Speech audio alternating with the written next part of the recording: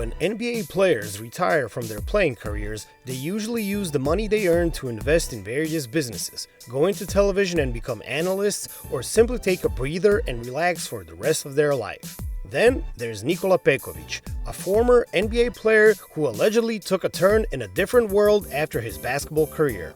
Coming out of Montenegro with his huge frame of 6'11 and 300 pounds, Nikola Pekovic was a sight to see from day one. The big man would join the Minnesota Timberwolves in 2010, 2 years after he got drafted.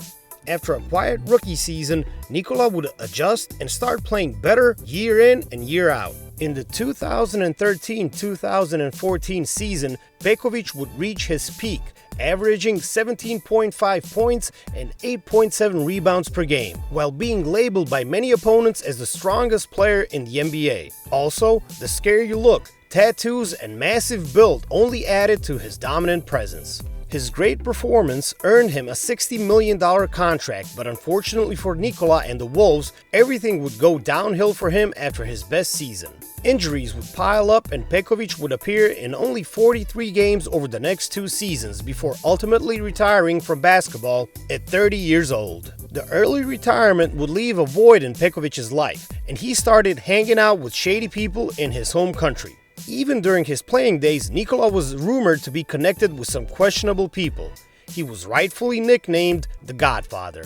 But in retirement, Pekovic's association with those people only became more apparent. Nikola is a close friend and business partner with the notorious Šarić brothers, some of the most infamous drug lords from Montenegro. Back in the day, the Belgrade police would even seize a car full of guns and drugs registered to Pekovic's name, despite Nikola not being there.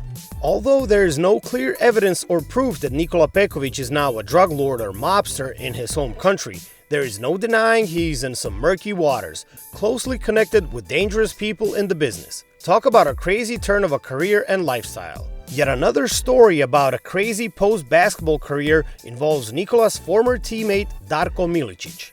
He came to the league as an 18-year-old playing for the Detroit Pistons, competing for a championship which limited his playing time and affected him personally. Former Pistons player Alex Ackert talked about this in an interview for Basketball Network. The team was already an elite team, and Darko didn't see a role where he can polish and develop. You're playing against Rasheed Wallace, who talks the most shit. He'll talk you out of your game.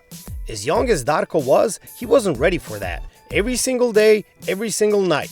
To actually come in and get that kind of hazing every single day, it was kind of like too much for him. He didn't have time to develop. I've seen him do some amazing things on the court. After 9 years in the league, Darko was out and considered one of the greatest draft busts. He retired with career averages of 6 points and 4.2 rebounds per game. Soon after this, in 2014, Darko became a kickboxer and lost his only fight.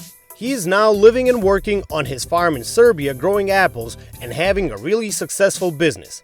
But he still occasionally offers comments on NBA events.